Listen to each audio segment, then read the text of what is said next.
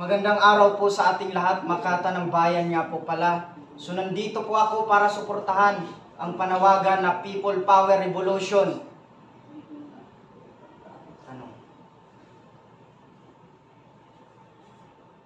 Bilang isang Jinsi, ano ang nagmotivate sa iyo upang magsalita sa nagaganap na korupsyon sa ating pamahalaan?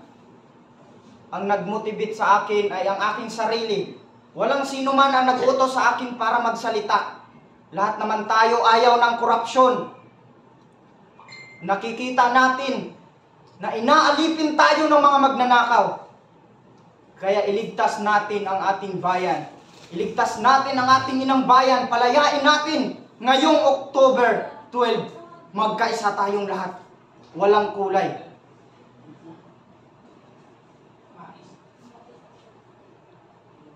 Ipakita natin sa kanila. Bigyan natin ng aral.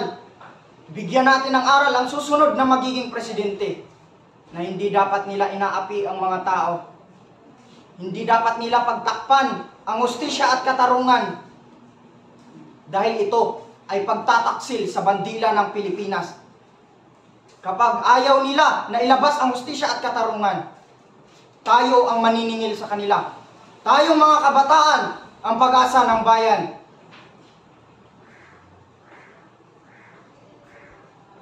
Meron bang mararating ang iyong pinaglalaban? Meron kapag nagkaisa tayo. Mananalo ba tayo sa labang ito? Hindi sigurado. Pero lalaban tayo ng may pagmamalasakit, sapagkat ang kabayanihan ay pagbubuwis ng buhay ng walang kapalit.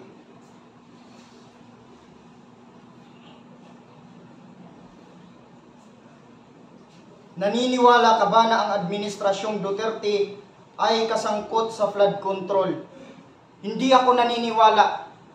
Kasi una pa lang, nagbibigay kaagad siya ng warning sa mga taong sangkot sa korupsyon. Hindi katulad ngayon, na saka pa lang siya umaksyon kapag nandyan na ang mag-iimbestiga. Ito ay mapagpanggap at mapagkunyari. Alam natin yun.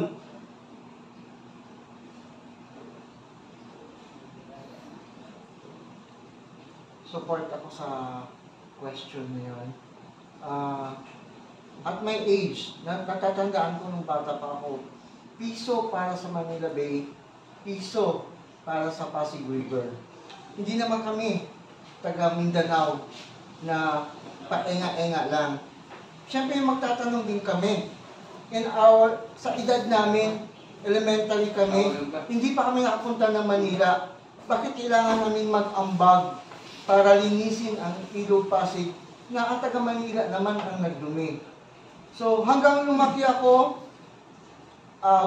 sinubukan ko tingnan kung gaano nga talaga nalinis yung piso para sa Manila Bay at piso sa Pasig. Walang nangyari.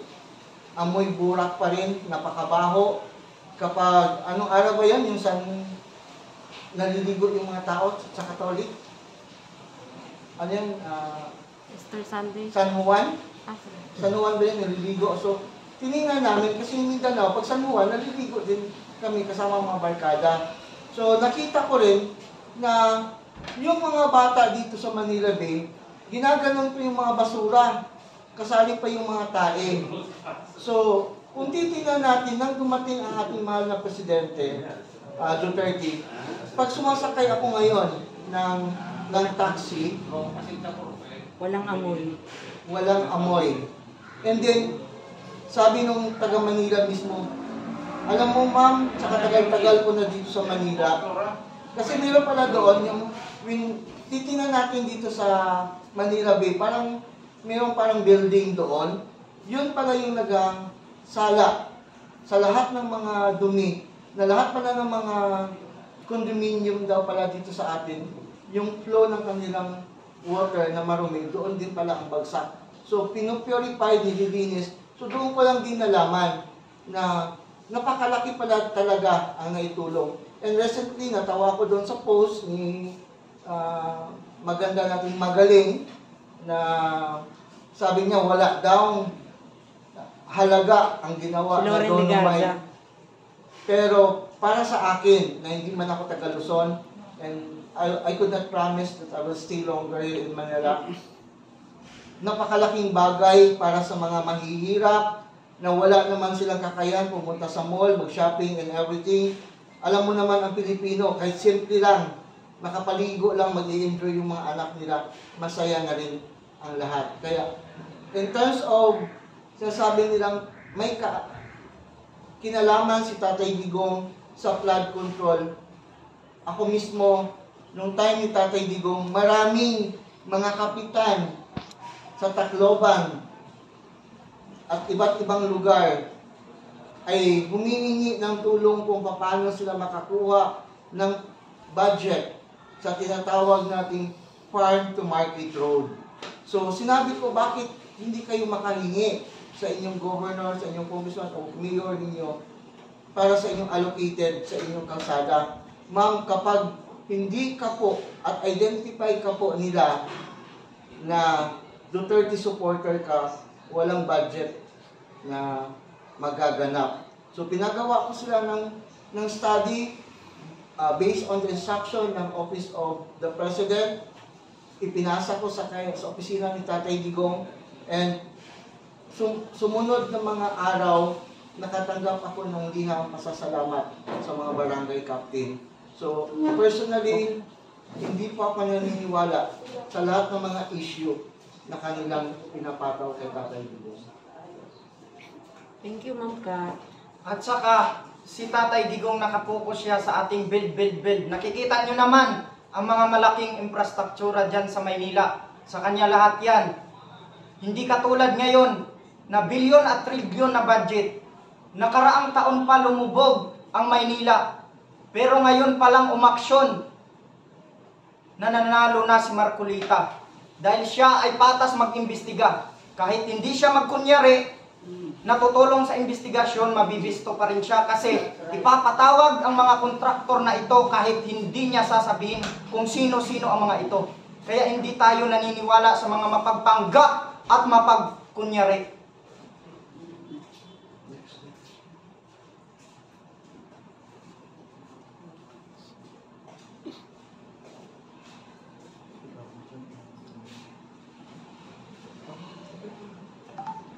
Ano kaya ang alam mo na maipagmamalaki ng Marcos admin o maiiwang legacy niya sa kanyang pamumuno? Sa tingin ko parang wala. Kasi puro naman siya pamumulitika. Kapag hindi niya kaalyado, kahit kulang sa ebidensya, hahalughugin na parang daga. Ngayon, nakaalyado niya, pinagtakpan niya. Nandyan na ang testigo. Marines ang nagtestigo. Katiwala kaysa sa kanya. Pero bakit hanggang ngayon hindi pa rin ipinaaresto? Ako maraming legacy ang naiwan sa atin ng ating presently President Marcos. Kasi ng time niya, dito ako lagi natutukutan, dito din ako lagi na-hold up. That during the time of President Duterte, here in Pasay, I'd never experienced. So marami din ang tumatak sa isip ng mga driver na very dangerous for them ang magbiyahe. Minsan may mga nag-PM sa akin na, ma'am, paano po natin ipapahuli yung mga involved sa drugs? Sabi ko, make it sure na safe nga lang yung family ninyo. Bakit? Laila Diding mga pinalayas na nandoon na yung mga ebidensya. How much more? Kapag nagsumbong kayo, instead na yung isinumbong ninyo ang huhulihin, baka kayo pa ang mapapahamak, kayo pa ang huhulihin at ibabaliktad yung mga report na inyong ginagawa. So sa panahon ni Tatay Digong, maraming mga pulis ang naging masaya dahil tinaas ang kanilang sahod, yung mga teachers itinaas, yung mga EFP tinaas, yung mga kapgo na idinulog ko kay Tatay Digong, itinaas din ang kanilang sahod. Pero nang umupo ang kasalukuyang Pangulo, maraming mga pulis ang nagreklamo sa akin dahil binawasan daw yung mga benepisyo na ibinigay ng ating mahal na Pangulo. So sana, lagi nating iisipin mga Pilipino, nandito kami upang manawagan na magkaisa tayo. Kung kayo man ay naalitan sa ibang grupo, kung kayo man ay may sama sa ibang grupo, o kung kayo man po ay may sama ng loob sa akin. This is the moment na tugunan natin yung panawagan ng ating mahal na Congressman Kiko Basaga, na talagang taos-puso siyang isusugal ang kanyang buhay para lamang sa ating bayan.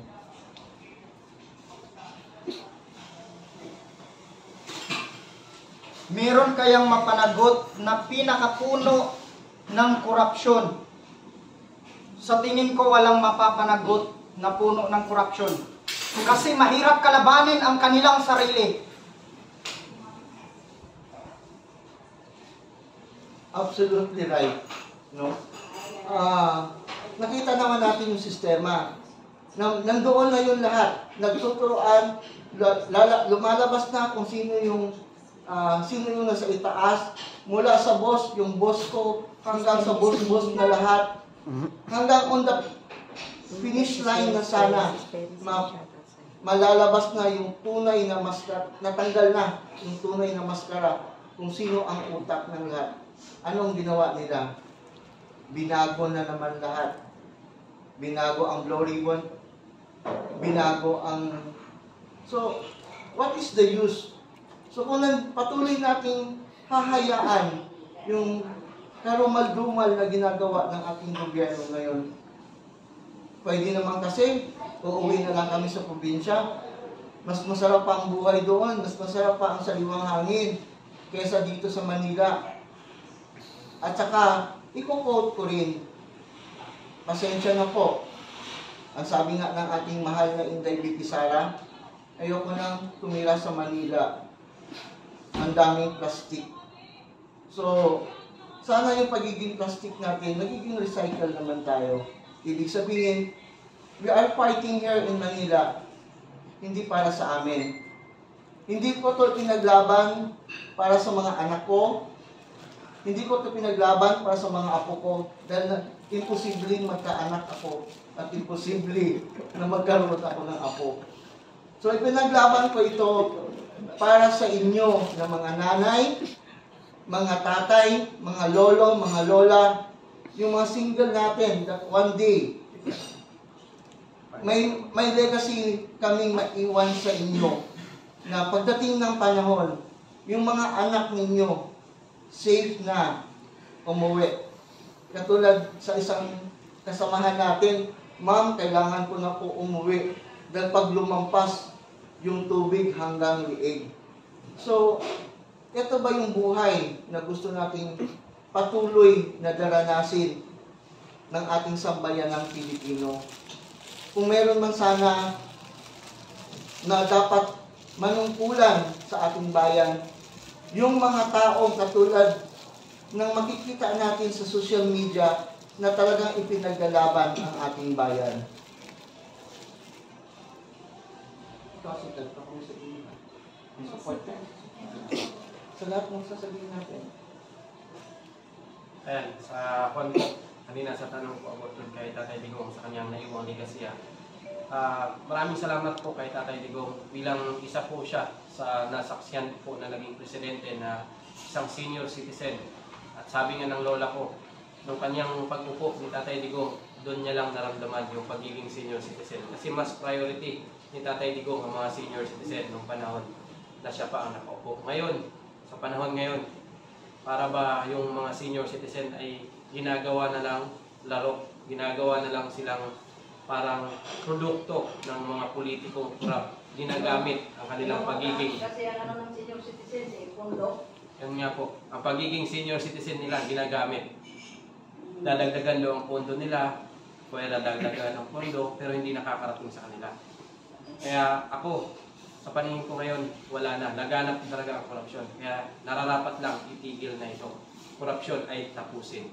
Kaya suportado ko si Congressman Kiko Barsaga sa kanyang panawagan ngayong October 12 po. Makiisa po tayo tumindig para tapusin, subuin itong korupsyon.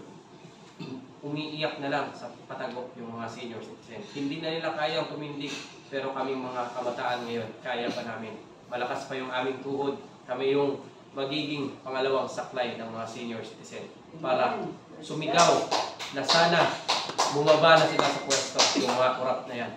Tigil na nila kanilang pangungurap. Okay. Bro, ano yung opinion mo nang tinanggal nga po nila bilang chairman ng Blue Ribbon Committee si Marcolita? Kay Senator Marcolita, believe din po ako dito kay Senator Marcolita kasi pangalawang senior citizen din ito na nasaksiyan ko na may paninindigan talaga. Bakit nila tinanggal ito si Senator? Kasi nahalungkat na ang kanilang mga baho. Yes. Daming mga baho ang nahalungkat. Hindi nila kayang matiis dahil si Senator Marcolita merong paninindigan.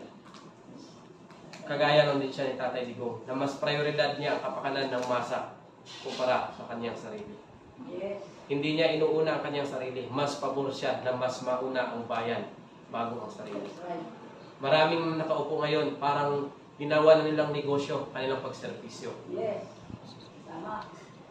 Sir Sikat, anong masasabi niyo po? Kasi bago na naman yung chairman ng Blue Ribbon Committee na alam naman natin na si Lito Lapid. Sa palagay niyo po ba may kahihinatnan ito magiging panibago naman nila na hindi si Erwin Tulfo lang yun vice chairman pero talaga si Lito Lapid, 'di ba?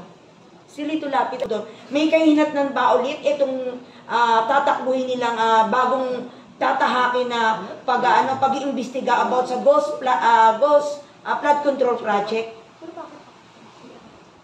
Sa akin, kung si Senator Lito Lapid man yung nanumpa ngayon bilang Blue Ribbon, baka magkatotoo yung sinabi niya na kung ang ibang mga nakaupo na mga legislator ay may alam na hindi niya alam, baka magiging drama, baka magiging director lang siya dyan sa Senado. Baka Kung siya, lagyan mo na kung siya kasi sabi nila hindi pa raw nakaupo Kung siya magiging Blue Ribbon yan. Kung siya magiging Blue Ribbon, baka magiging pelikula itong Ghost Project. Baka gagawa nila ito ng kwento ang Ghost Project. Pero sa akin po, sayang, nasimulan na ni Senador Rodante Marcolita. Hindi nila pinatapos. Kasi mismo yung mga nagtanggal o nagpalit, nahalungkat din ang kanilang baho. Na involved din sila sa ganitong mga ghost project. Kung sa sementeryo merong ghost, abay dito sa ating Pilipinas, lala ngayon, pati project ginawang multo. Thank you, Sir Sika. So, ayan, wait na. O yan, kinorek po namin na hindi po sinabi na si Lito Lapid chairman ng agad ng Blue Ribbon. Kung sakali, may nakalagay kung sakali po yan. Salamat po, Sir Sika. Kay Sir, kay Sir, lang to, medyo related lang doon sa yung pagkamakata. Yan. Sir DM, bilang isang kabataan at Gen Z, bakit mo napili na yung sa tema ng iyong pagbablog, pag-upload, at sa tema ng iyong mga how to speech, bakit mo napili na isang maging makata? Isang maging makata katulad noong unang panahon kasi mas nararamdaman ng tao kapag dinaan mo sa makata. Yun lang. Thank you po, Sir DM. Next.